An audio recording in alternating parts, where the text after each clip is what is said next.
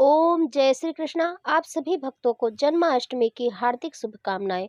तो दोस्तों, एकदम सरल विधि जन्माष्टमी की पूजा कैसे होती है ये मैं आपको आज बताने वाली हूँ। यदि आप पहले कभी भी नहीं किए हैं पूजा जन्माष्टमी की, या फिर और कभी भी पूजा नहीं करते हैं, तो भी आपको एकदम बराबर समझ में आएगा कि कैसे पूजा की जाती है, किस प्रकार से पूजा की जाती है।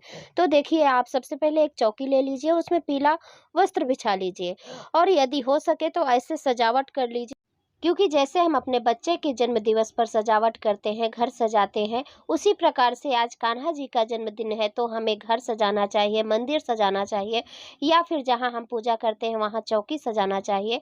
तो ऐसे यदि आपके पास टाइम है तो सजा लीजिए। फिर एक डलिया ले लीजिए, उसमें फूल बिछा लीजिए।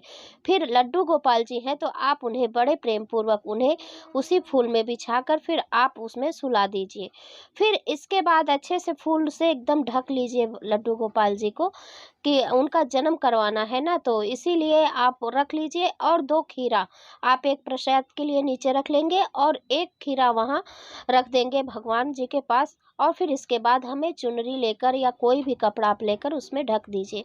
और ये हमें कभी करना है, जैसे सुबह की तो पूजा हम सुबह कर लेते हैं, फिर शाम को भी हम दिया बत्ती करने के यानी 7 बजे तक ऐसे हम करके रख देंगे भगवान को फूलों में। फिर उसके बाद ढककर, फिर जब 12 बज जाता है, भगवान का जन्म होता है, मंदिरों में भी घंटियाँ बजने लगती हैं, शंखनाद होने लगता है। उसी समय हमें घंटी बजाकर, ताली बजाकर, फिर बड़े प्रेम पूर्वक से हमें चुनरी हटाना चाहिए। फिर जो खीरा आप रखे हैं उसे भी नीचे रखिए। सबसे पहले आप लड्डू गोपाल जी को बाहर निकालिए वहाँ से। फिर उसके बाद हमें लड्डू गोपाल जी को एक साइड में बिठा देना है।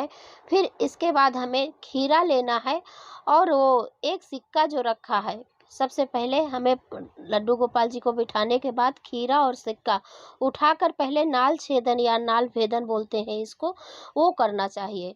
तो ये देखिए, खीरा ले लिया है मैंने और सिक्का। फिर इसके बाद फिर हम नाल छेदन करेंगे, यानी ये जो डंठल है, यदि डंठल रहे तो ज़्यादा अच्छा रहता है। तो इसमें तो डंठल नहीं है, लेकिन हाँ, ऐसे किनारे से ऐसे निकाला जाता है, तो आप ऐसे सिक्के से ही निकाल लिए, कुछ चाकू वगैरह से नहीं यूज करना है हमें। फिर ये जो डंठल का ये निकला है टुकड़ा, इसे हम गमले में डाल देंगे, मिट्टी में दबा देंगे, और ये जो खीरा है इसे हम प्रसाद रूप में अपने पूरे परिवार में बांट देंगे और प्रसाद के रूप में उसे इस्तेमाल करेंगे। और ये डंठल जो है हम गमले में जाकर मिट्टी में दबा देंगे। तो दोस्तों, फिर इसके बाद हमें भगवान को स्नान कराना है। तो अभी हमें पंचामृत से स्नान कराना है। और ये जो फूल बचा है, तो आप कहीं भी डेकोरेशन में काम कर सकते हैं, जैसे कहीं भी सजावट वजावट के जगह में आप इस्तेमाल कर सकते हैं, सजा सकते हैं। और फिर हमें प्रभु को स्नान कराना है, यानी हमारे कान्हा जी को स्नान कराना है। तो तुलसी दल थोड़ा सा डाल देंगे और फूल डाल देंगे। फिर तुलसी दल बहुत ही आवश्यक होता है भगवान को नहलाने के लिए, भोग लगाने के लिए। बिना तुलसी दल के ना तो भगवान स्नान का मतलब, ये स्नान कराएंगे तो ना वो जल स्वीकार करते हैं, ना भोग स्वीकार करते हैं। इसीलिए हमें तुलसी दल जरूर डालना चाहिए। अभी हम दूध से स्नान कराएंगे। फिर दूध से कराने के बाद फिर हम दही से स्नान कराएंगे भगवान को। ये देखिए, दूध से स्नान करा दिया है हमने, अभी दही से स्नान करा रहे हैं। दही कुछ ज़्यादा ही भगवान के ऊपर गिर गया है, तो इसीलिए हम थोड़ा सा जल मतलब डालकर साफ कर देंगे। फिर हम शक्कर से स्नान कराएंगे। ये देखिए, शक्कर से स्नान करा रहे हैं। फिर इसके बाद घी से, देसी घी से स्नान कराएंगे, क्योंकि हमें पंचामृत से स्नान करवाना है। तो ये देखिए, देसी घी से स्नान कराएंगे।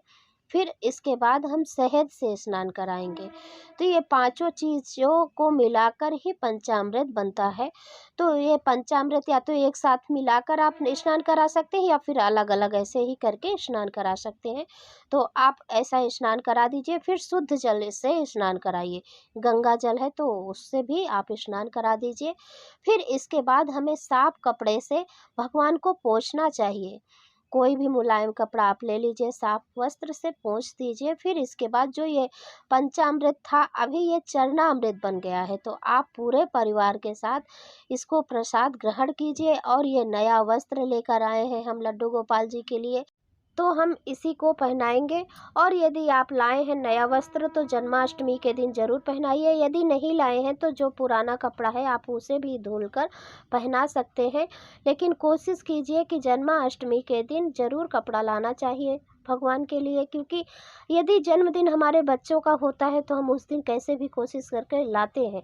तो इसीलिए भगवान को भी लाना चाहिए और भगवान का श्रृंगार करना चाहिए। तो आप देखिए, भगवान का श्रृंगार करने के बाद गणपति जी का पूजन कर लीजिए सबसे पहले। फिर गणपति जी के पूजन करने के बाद अब उनका फूलों का आसन दे दीजिए और फिर चंदन और सिंदूर से भी इनका टीका होता है, तो इन्हें चंदन लगा दीजिए, सिंदूर से टीका लगा दीजिए और कुछ इन्हें भोग मतलब अर्पित कर दीजिए। फिर इसके बाद फिर फूल अर्पित करने के बाद फिर अब हमें कान्हा जी को भोग लगाना चाहिए और प्रसाद ग्रहण कराना चाहिए। तो ये देखिए, कान्हा जी को अभी हमने श्रृंगार कर दिया है और ये भगवान विष्णु और माता लक्ष्मी का भी हमने साथ में चित्र रखा हुआ है, इनका भी हम पूजन कर लेंगे। तो सबसे पहले हमें चंदन से तिलक लगाना है भगवान को, यानी तिलक करना है। फिर तिलक करने के बाद अब हम भगवान विष्णु और माता लक्ष्मी का भी तिलक करेंगे, क्योंकि हमने साथ में उनको भी विराजमान करके रखा है। यदि आप नहीं है उन आपके यहाँ,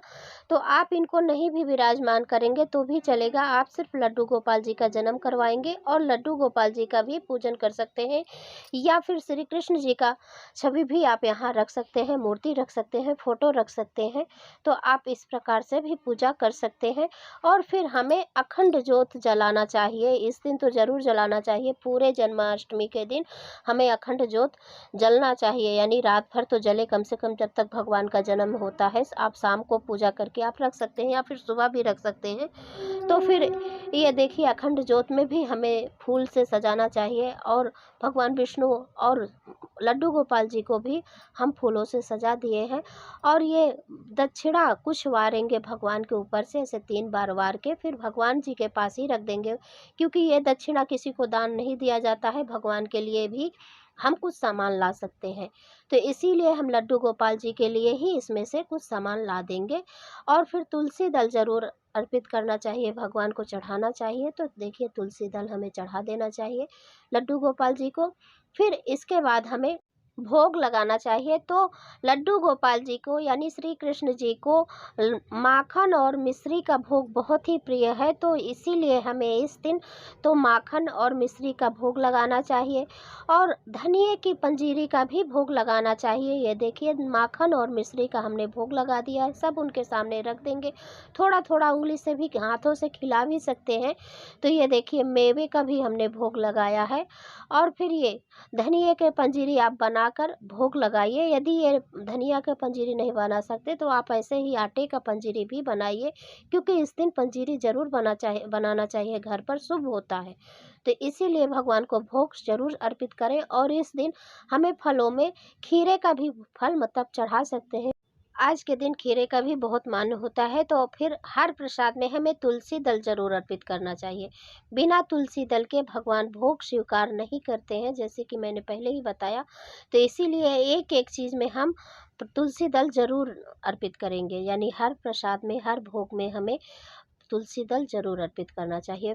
फिर 3 बार ऐसे पानी से आचमनी करके फिर भोग स्वीकार करने के लिए भगवान से प्रार्थना करना चाहिए। फिर इसके बाद हमें आरती करनी चाहिए। ओम जय जगदीश हरे, स्वामी जय जगदीश हरे, भक्त जनों के संकट क्षण में दूर करे, ओम जय जगदीश हरे। फिर ऐसे आचमनी करके फिर भगवान को आरती देनी चाहिए। फिर इसके बाद क्षमा प्रार्थना करना चाहिए और फिर इसके बाद हमें दक्षिणा रख कर फिर भगवान को फिर इसके बाद झूला झुलाना चाहिए। बहुत से लोग ऐसे करते हैं कि पहले से ही झूला झुला देते हैं, बाद में उनकी पूजा करते हैं। तो मैं पहले ऐसे पूजा कर ली हूँ, फिर उसके बाद भगवान को झूला झुलाएंगे। जन्माष्टमी के दिन भगवान को झूला ज़रूर झुलाना चाहिए, लड्डू गोपाल जी को। तो दोस्तों, ये थी आज की वीडियो। और हाँ, रात को भगवान का वस्त्र बदल देना चाहिए और भगवान को अच्छे से सुलाना चाहिए। तो दोस्तों, यदि आपको यह वीडियो अच्छा लगा हो तो लाइक और शेयर करें और चैनल को सब्सक्राइब करें। दोस्तों यही एकमात्र जरिया है जिससे मुझे पता चलता है कि आपको यह वीडियो अच्छी लगती है। यदि वीडियो अच्छा लगा हो तो लाइक तो ज़रूर ही कीजिए। दोस्तों चैनल ज़रूर सब्सक्राइब कर लीजिए, क्योंकि इस तरह की वीडियो इस चैनल पर अपलोड होती रहती है। तो चैनल सब्सक्राइब कर लेंगे तो इससे ये होगा कि जो भी इस चैनल पर वीडियो अपलोड होंगी उसकी नोटिफिकेशन सही समय पर आपको प्राप्त होगी। तो इसीलिए चैनल को ज़रूर सब्सक्राइब कर लीजिए। अब मैं मिलती हूँ अगले वीडियो में, तब तक के लिए नमस्कार।